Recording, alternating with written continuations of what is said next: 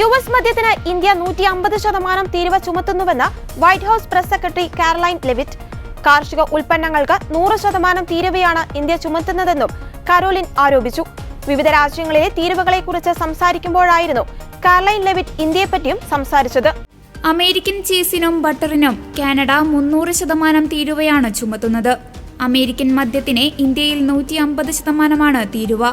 ഇന്ത്യയിൽ കാർഷിക ഉൽപ്പന്നങ്ങൾക്ക് 100% തീരുവയുണ്ട്. ജപ്പാൻ അരിക്ക് 700% തീരുവ ഏർപ്പെടുത്തിയിരിക്കുന്നുവെന്നും കാരലൈൻ ലെവിറ്റ് പറഞ്ഞു. വ്യാപാരം ന്യായവും സന്തുലിതവുമായിരിക്കണമെന്നാണ് US പ്രസിഡന്റ് ഡൊണാൾഡ് ട്രംപിന്റെ കാഴ്ചപ്പാട്. അമേരിക്കൻ വ്യവസായങ്ങളുടെയും തൊഴിലാളികളുടെയും താൽപര്യം സംരക്ഷിക്കുന്ന പ്രസിഡന്റാണ് ഇപ്പോൾ തങ്ങൾക്കുള്ളതെന്നും കാരലൈൻ പറഞ്ഞു.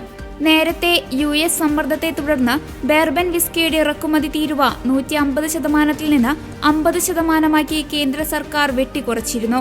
മോദി ട്രംപ് കൂടിക്കാഴ്ചയ്ക്ക് തൊട്ടുമുൻപായിരുന്നു തീരുമാനം. ചോളത്തിൽ നിന്ന് ഉൽപ്പാദിപ്പിക്കുന്ന ബെർബൻ വിസ്കി കൂടുതലായും US-ൽ നിന്നാണ് ഇന്ത്യയിലെത്തുന്നത്. ജാക്ക് ഡാനിയൽസ്, ജിം ബീം എന്നീ പ്രധാന ബ്രാൻഡുകളാണ് ഇന്ത്യയിൽ ലഭ്യമാകുന്നത്. പിന്നാലെ വിലയിൽ 1000-1200 രൂപയുടെ കുറവാണ് ഉണ്ടായത്. അതേസമയം കാനഡയിലെ സ്റ്റീൽ, അലുമിനിയം ഉൽപ്പന്നങ്ങൾക്ക് US-ൽ 50% തീരുവ ചുമത്തിയ നടപടി പുനഃപരിശോധിക്കുമെന്ന് പ്രസിഡന്റ് ഡൊണാൾഡ് ട്രംപ് അറിയിച്ചു. കാനഡയിലെ ഒന്റാരിയോ പ്രവിശ്യ 3 US സംസ്ഥാനങ്ങൾക്ക് വൈദ്യുതി സർചാർജ് ഏർപ്പെടുത്തിയതിന് പിന്നാലെയാണ് ട്രംപ് 50%-ആയി തീരുവ ഉയർത്തിയത്. എന്നാൽ അമേരിക്കയുമായുള്ള ചർച്ചകൾക്ക് ശേഷം ഒന്റാരിയോ ഈ തീരുമാനം താൽക്കാലികമായി മരവിപ്പിച്ചു.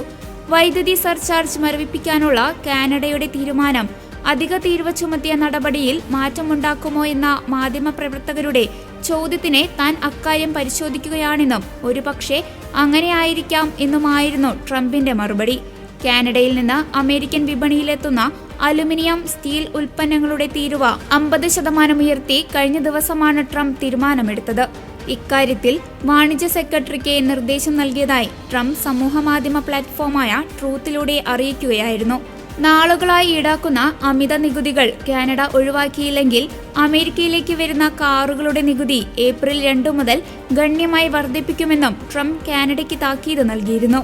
കാനഡ, മെക്സിക്കോ തുടങ്ങിയ മേഖലയിൽ നിന്നെത്തുന്ന ഉൽപ്പന്നങ്ങൾക്ക് 25% തീരുവ ഈടാക്കുമെന്നായിരുന്നു ട്രംപിന്റെ ആദ്യ പ്രഖ്യാപനം. എന്നാൽ ഈ തീരുമാനം ഓഹരി വിപണിയെ മോശമായി ബാധിച്ച സാഹചര്യത്തിൽ തീരുവ ഈടാക്കുന്നത് നീട്ടിവെക്കുകയായിരുന്നു.